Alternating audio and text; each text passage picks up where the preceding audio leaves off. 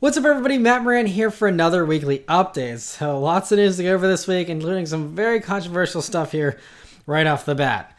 So Ford this week announced that their new Mustang-inspired electric SUV, they've been saying Mustang-inspired the whole time, is actually just going to be called a Mustang. It is officially called the Mustang Mach E. And so, along with this announcement, they said they're going to be available to reserve with a $500 deposit on Sunday night during the reveal, and that'll be for the first edition, whatever that turns out to be. And anyway, the debut is going to be at 9 p.m. on Sunday. And so, and Ford's PR person on Twitter was promising very impressive performance numbers for this vehicle as well. And it's just tough. You know, obviously I'm a huge Mustang fan with my Mustang Bullet that I own and stuff. It's just, you know, I think it'll be a very impressive performing vehicle. And, you know, I think that'll help it live up to the Mustang naming a little bit. But it's just they had so many good names to pick from. Like, literally just there's so much. I mean, they could have done Lightning, and okay, even if you don't want to, you know, upset the F-150 fan base with Lightning, or if you know, want to put the Lightning branding on a future F-150 electric version and have a sport truck version of that maybe and call that the Lightning, maybe that's why they're reserving that. But seriously, Lightning would have been perfect. Even like Thunderbolt or even like Thunderbird, I think would fit, even though that would also be kind of sacrilege in a way to Thunderbird fans. There's way less Thunderbird fans than there are Mustang fans out there. So as far as collateral damage is concerned, I think it would have been better off with that name. And I think Thunderbird also is electric and kind of fits. Even just doing Mach E, just straight up Mach E without the Mustang on it, I think that would have gone over better. And you know, I can live, the styling actually looks cool to me. I can actually live with the Mustang taillights, you know, all that type of stuff that we saw last week whenever it was spied. I don't mind any of that. And if it's going to actually have an option for rear-wheel drive and it's going to be really fast, like, it's a vehicle that I could potentially get very excited about. I think it's going to be awesome, especially it depends on the pricing and everything else. But I'm optimistic as far as the vehicle itself goes, but the branding just... Oh, that's a tough pill to swallow. And I know lots of Mustang fans are upset about it. Lots of even non-Mustang fans are upset. You know, people were upset at Chevy for using the Blazer name for a crossover instead of a true SUV, but at least it was the same class of vehicle. You know, imagine a Corvette SUV or a Camaro SUV and, you know, or any of those types of things. It's kind of crazy. But, you know, I think, you know, the 2020s, we're going to see a lot of this kind of stuff. And, yeah, it'll be interesting to see how this all plays out for Ford. You know, there's a lot of backlash whenever they teased about a year or so ago, you know, the idea of the Mach 1 name, and they got backlash for that, and they changed it to Mach E. I don't know how they thought Mach E with the Mustang name was going to be any better received over Mach 1. It's all bad regardless. But anyway...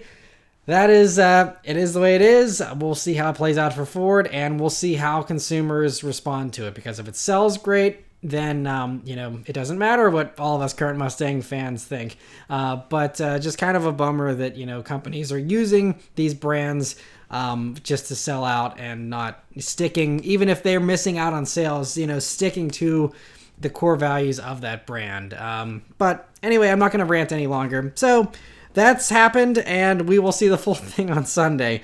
And some other big news for Toyota fans here. Another monumental thing that's happened this week. For the first time in 28 years, Toyota is offering the Camry with all-wheel drive next year, and also the Avalon's getting all-wheel drive. This is something that I guess they said they've been getting a lot of letters and messages from people begging and pleading for an all-wheel drive Camry. And now they've come out with this. So a big deal for Toyota fans. And so, unfortunately, they're not going to be here in time for this winter. The Camrys are going to be arriving early spring, and the Avalon all-wheel drive is not going to be arriving until next fall as a 2021 model year vehicle.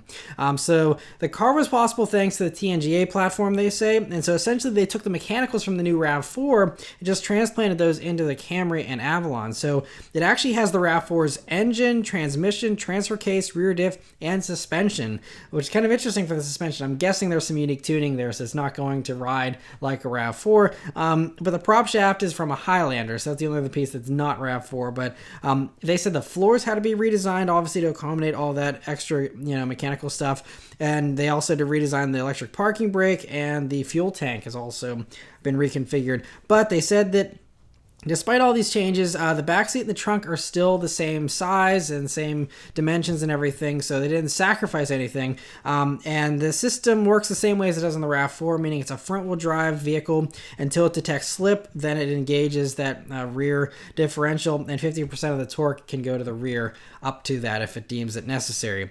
And so in the Camry, it does make it 165 pounds heavier, but the Avalon is actually the same weight as a standard Avalon because the Avalon now only comes with a V6. So you're ditching the V6 for a 4-cylinder, so it's going to be the slowest Avalon, but it helps it to, not have a weight gain, really. So that's an interesting thing. But yeah, only 4 cylinders are going to be available here for the all-wheel drive versions of the Camry and Avalon. And it's not going to be available. This is mostly just because the RAV4 wasn't built for a V6, and so the mechanicals aren't built for a V6 either. So only on the 4-cylinder. And it's also not going to be available as a hybrid either. I'm guessing because they had to do all the extra mechanical stuff there, and they maybe can't fit the hybrid in. I don't know. Although they do have a hybrid, all-wheel drive version of the RAV4. So maybe there is some potential there, but I don't know. For right now, no hybrid either. The 2.5-liter 4-cylinder that you do get in these all-wheel drive versions do 202 horsepower in the non-XSE Camrys, and the XSE version with its dual exhaust does 205 horsepower. So you get 3 more there. The Avalons also do 205 horsepower as well. So yeah, great news for those that live in snowy areas that love the Camry. You can now have that, and I think it makes sense. Obviously the Subaru Legacy was the oldest game in town, but then, we had Nissan at all-wheel drive last year, the Optima, and so now I can see why it makes sense for Toyota.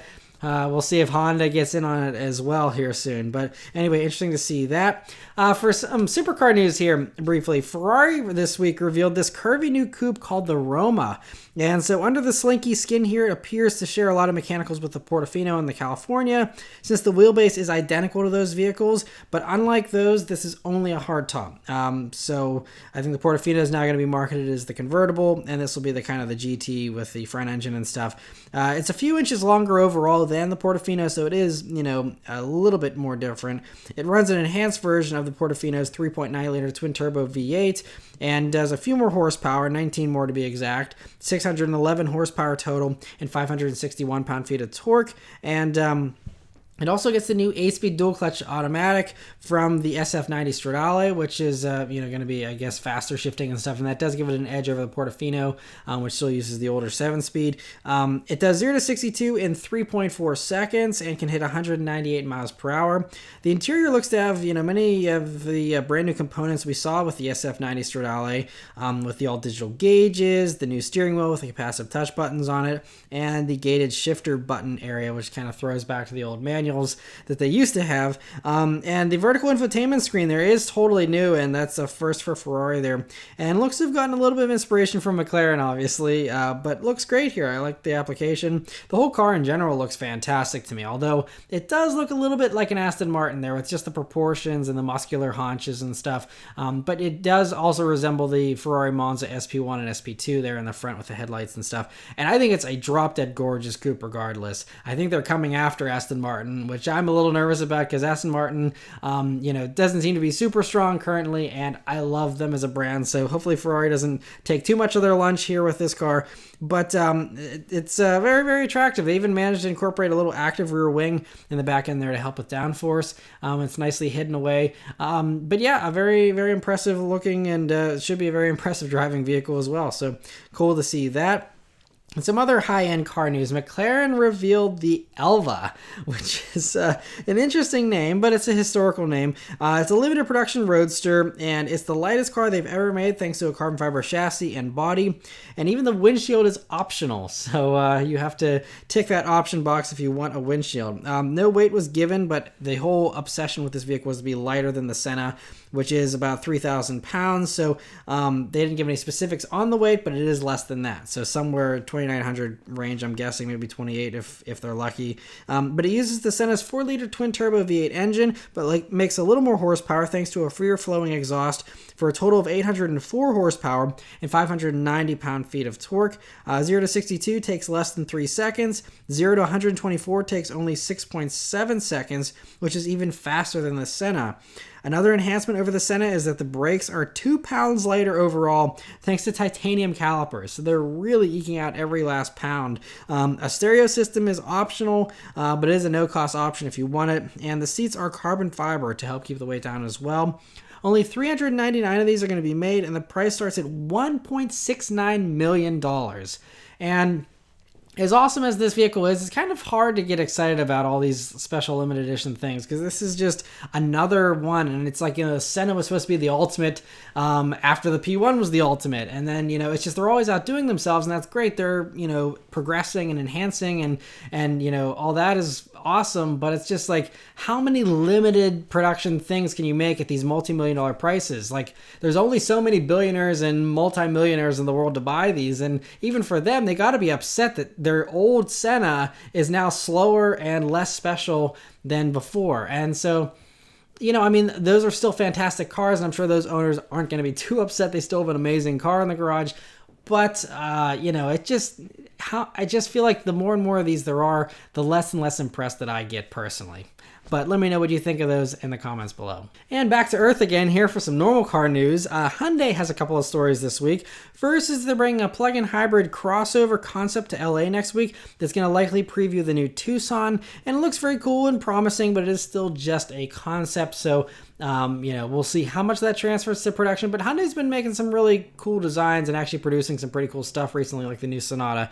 So I'm not too pessimistic. It's not like Subaru where there's an amazing concept and it gets super watered down. I think this actually has potential to look really good, even if it is just a smaller crossover. But one car that is no longer just a concept is the Hyundai Santa Cruz truck, with Hyundai officially giving it the green light for production this week here and announcing it'll be built in Alabama starting in 2021. So that means we should be seeing this vehicle next year, and I think it's a good guess to assume that it's probably going to debut at LA next year, especially if they keep the Santa Cruz name.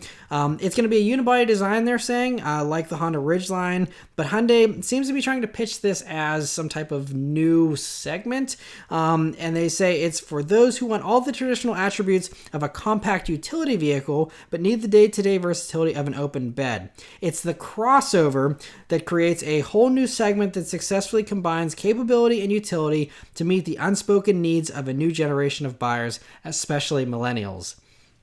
So they actually called it a crossover with an open bed. So that's, not a new concept unless it's really going to be sealed off or something. So we'll see how it differentiates itself from a Ridgeline or something like the old Subaru Baja. Anyway, I'm guessing we'll be seeing that here in the next 12 months or so. So cool to see them going for it, though.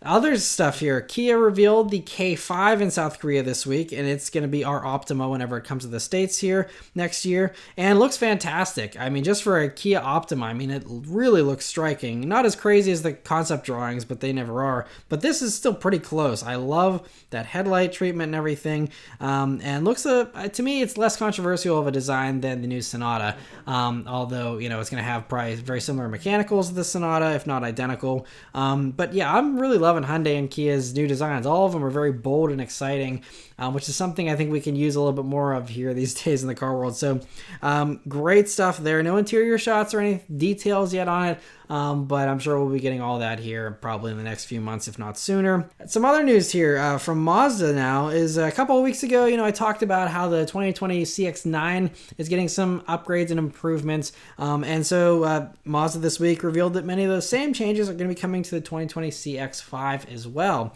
So the CX-5 with the turbo motor is going to be getting that same extra 10 pound-feet of torque for 320 pound-feet of torque total, just like in the CX-9.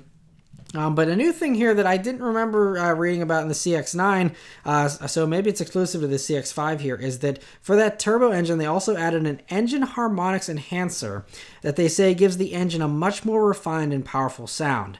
Guessing that means they're doing some sound manipulation through the speakers or something, which I know most enthusiasts frown upon.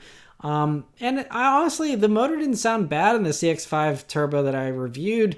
So yeah, not sure, why they needed to change that, but that's something, I'm curious to see how that sounds. It also gets the off-road button that the CX-9 got here for 2020, which basically replaces the traction control button and helps you out in more challenging, circumstances where you need, more complex traction applications. They also say they improved the NVH in the vehicle, so it's quieter inside.